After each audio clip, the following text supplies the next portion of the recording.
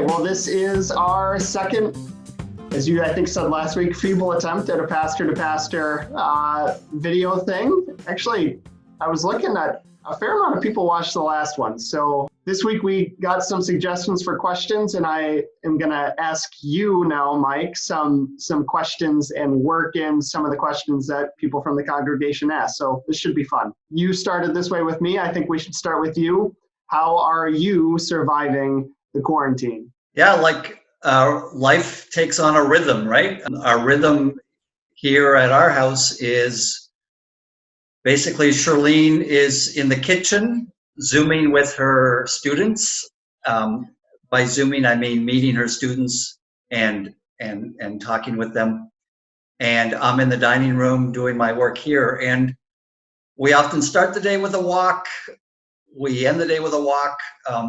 Sometimes instead of a walk at the beginning of the day, I'll run. So I've been running about every other day, 3 miles, 5K each time. So I think I'm in better shape now than I was when the coronavirus started. You were a runner before though, right? Yeah, runner is sort of a generous term. I'm a plodder. I don't move super quickly, but yeah, I've always liked sports. I've always enjoyed sports. I've never been a super athlete, but I've been a decent athlete. Do you have headphones in when you run? Are you listening to something when you go?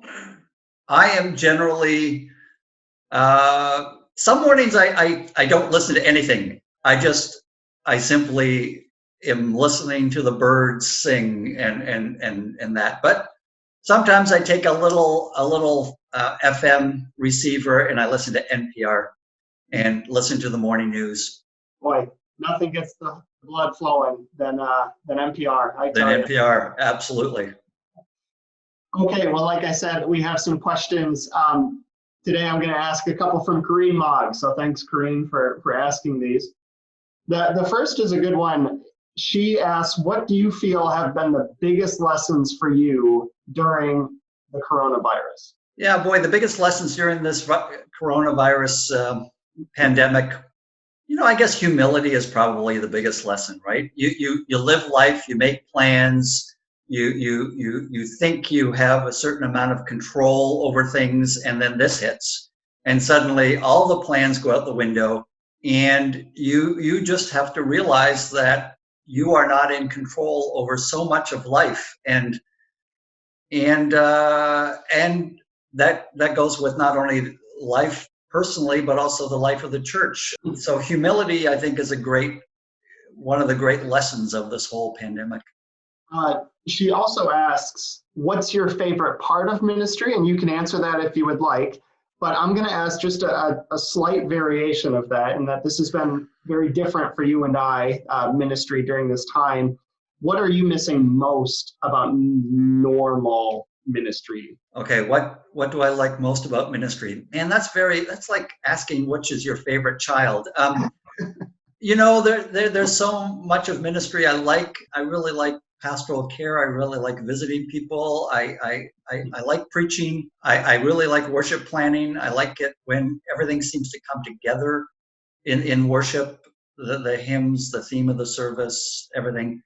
And if I miss anything right now, it is that when you're leading worship from your living room and you're all by yourself, or it's just Charlene and me, the hardest part for me is the very end of the service, when it's just silence. There's nothing there. You have no human cues at all in terms of, did this go well?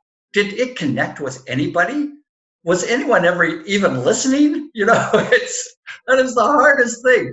So just that human connection. When you're preaching, you don't realize how much you feed off the facial cues of the people in the congregation. And now when you're just looking at your laptop, the only face you're seeing is your own. And that's disconcerting enough. And just not knowing whether you're making any connection, that is a tough one. I think I totally agree with that. What have you and Charlene been watching or reading during this time? What have we been watching or reading? Okay. Well, I figured we're in a pandemic, so I should start something grand and ambitious. So I have once again picked up Dostoevsky's The Brothers Karamazov.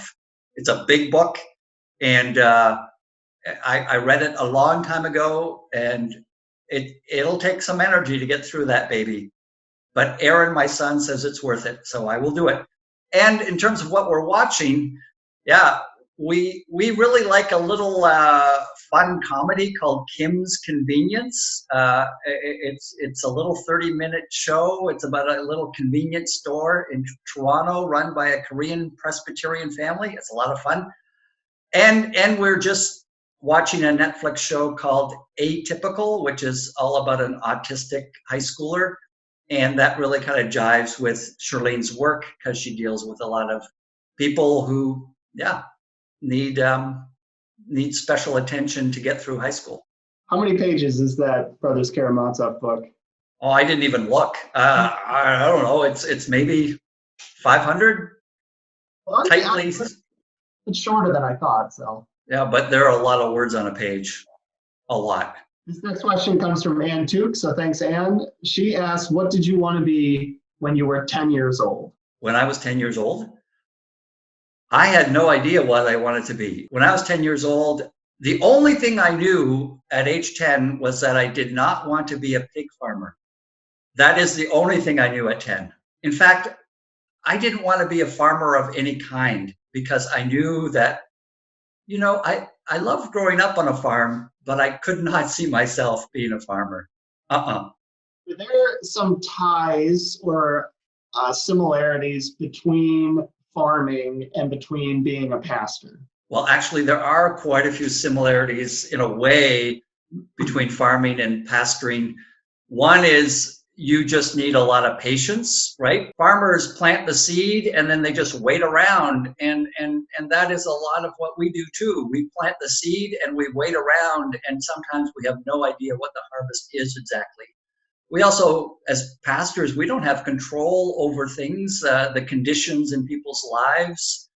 And farming, like gardening, is you do have to pay attention, right? You can't just leave your pigs or your cows or your garden for weeks on end unattended, because your animals need to be fed, your gardens need to be weeded. And so you do have to pay attention, and that is similar in pastoral work. You have to pay attention. All right, you ready for the lightning round? All right, lightning round. Great. Once again, a couple of these come from Ann Took. So, soccer or hockey? Soccer, actually. Tennis or badminton? Oh, come on. Badminton. Oh, wow. That surprises me. Fiction or nonfiction? Fiction, easy. Breakfast, lunch, or dinner? Oh, out? Breakfast. Salty or sweet? Salty. Your favorite food?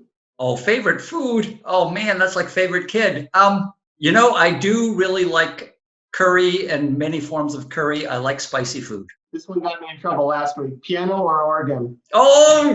Oh, you sent that one back to me. Piano or organ? You said piano. I'll say organ. There you go. Jan will be happy. Scorsese or the Coen brothers? Oh, the Coen brothers. Harry Potter or the Chronicles of Narnia? Oh, Harry Potter. The United States or Canada? Come on. I have to say Canada. That's fair. That's fair. I think that's it for me. We're right at 10 minutes, which is what we're hoping for. So thanks a lot, Mike. This was fun as always. Yeah, this was fun. I hope it worked. We tried something new with the audio, and we'll see if Daniel can do his magic to make it all work. And yeah, people can keep emailing us the questions. It's fun to get them. It's fun to ask each other them. So we still have a few more that we can ask, but send in more if you're watching this.